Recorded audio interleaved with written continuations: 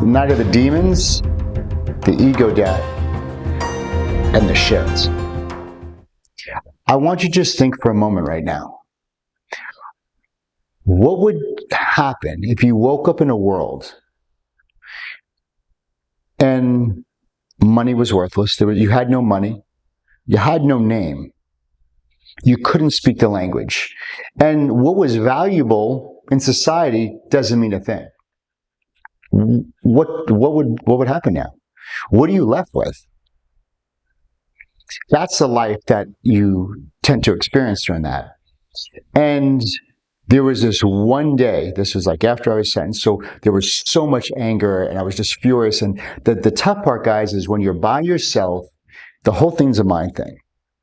And the mind thing is because your mind doesn't shut off. And I was up all night because you're trying to justify your case, find the holes, mixed with anger, mixed with revenge. Like the mind is perceiving all of this.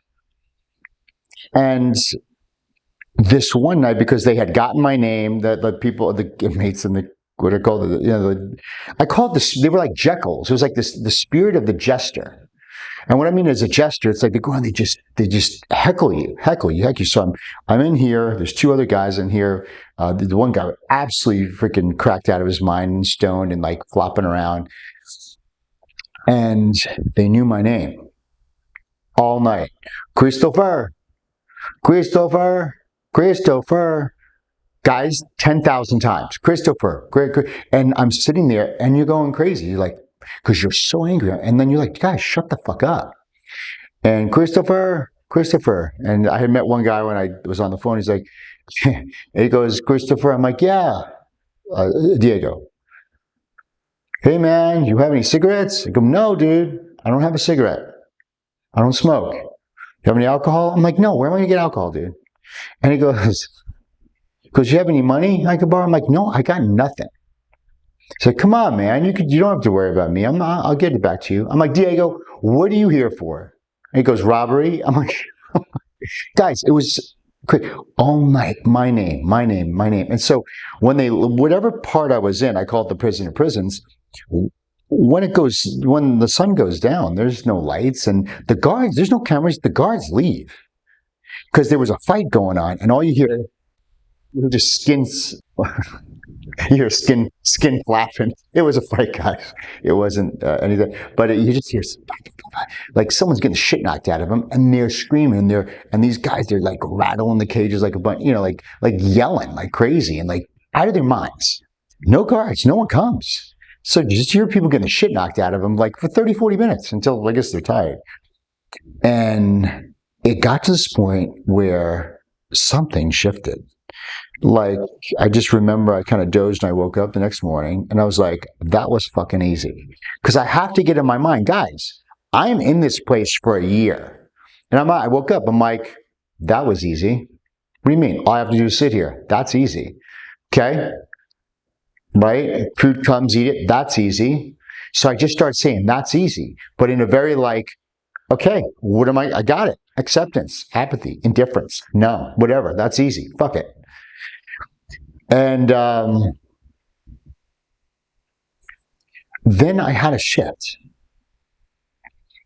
because, instead of being a victim, because I realized like I choose to be the victim, and I can either my outer world is a reflection of my inner world.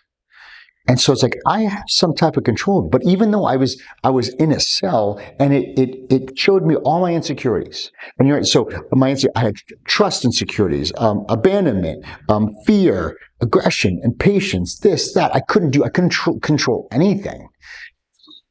And I'm like, okay, so what are my unique values? Then I started seeing the inmates that were coming in, like they would come in and they would leave clues, meaning like one guy took a pen apart, smoked some crack or shit out of it, and left the pen. Okay, clue. And then someone left like a little cardboard from something, someone brought him something. So I'm like, a cardboard. So this is now my plate. There's a paper. I got some tortillas for a pillow. Someone left a water bottle, so we all share this water bottle or a toothbrush. It was so hygiene was out of it, by the way. No toilet paper or nothing. Still haven't gone to the bathroom yet. I didn't go to the bathroom for 6 days. And so I started playing the game and seeing like I woke up expectantly, what is my clue today? What is the new bit of information that's going to get me forward to getting out of here or whatever's going to happen? Because I had no clue. And there's something called a locatorium. You ever see on the person, like there's the bars and the window and you're like, hey, honey. So the locatorium was there and I was called out, gringo, bring me out. And there was all these lawyers trying to get your business and I signed stuff. So the lawyer was there. It's like, listen, Monique says hi. I'm like, oh. So she's out there. She's there, like she's doing it.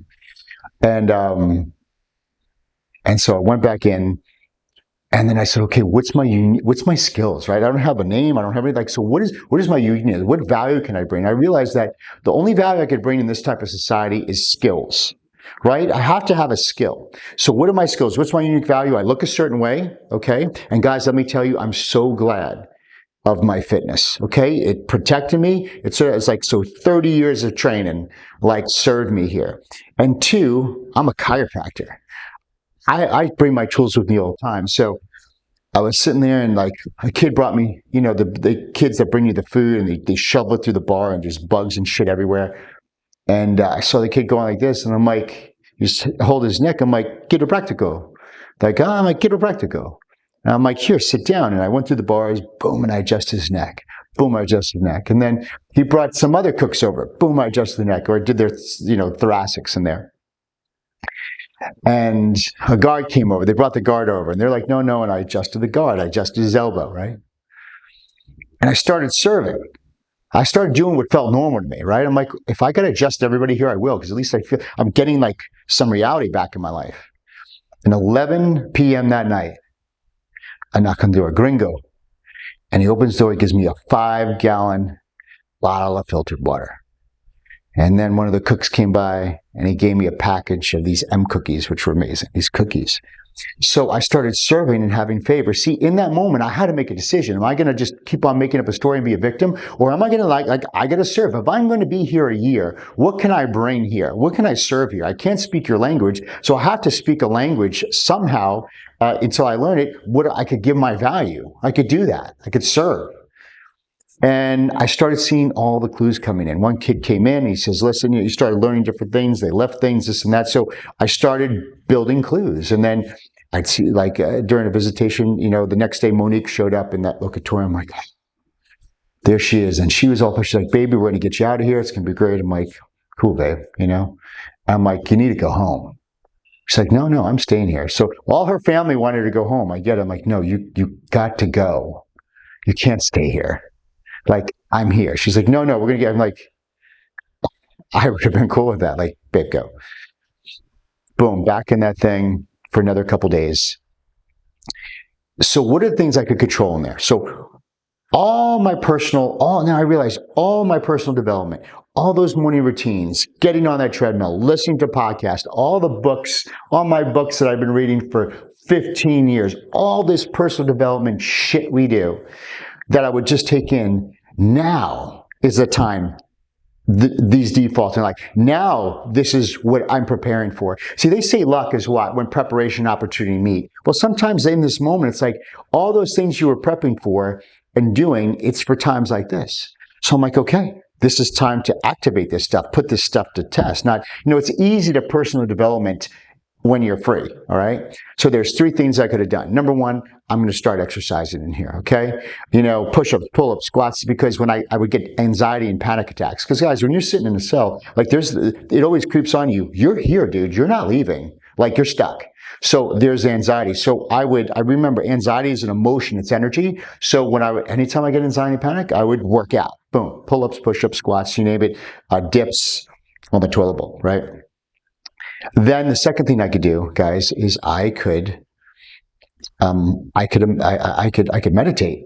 All right. So I'm like, well, I used to, every morning I listen to Joe Dispenza's morning routine. I'm like, well, I don't have my guided meditation. I'm like, I'm thinking like, I've listened to it for 7 years. I got it by memory. So I would do the meditative routine, like where it's like you're future pacing, you're seeing your life as the wish fulfilled. Very good. So I could meditate. And the third thing I could do is I could imagine. So my 3D world, I am in a cell. I'm in a box. I have no control. I have no power. I have nothing. It is my biggest nightmare because I can't control it. I can't force it. But I could close my eyes and I could be where I want to be. I could close my eyes and I could be on the couch with Monique. I could close my eyes and I could be on the beach somewhere. So I would close my mind and I would leave. And I would do that for hours. I could exercise. I could meditate and calm my shit down. And I could imagine and go somewhere else.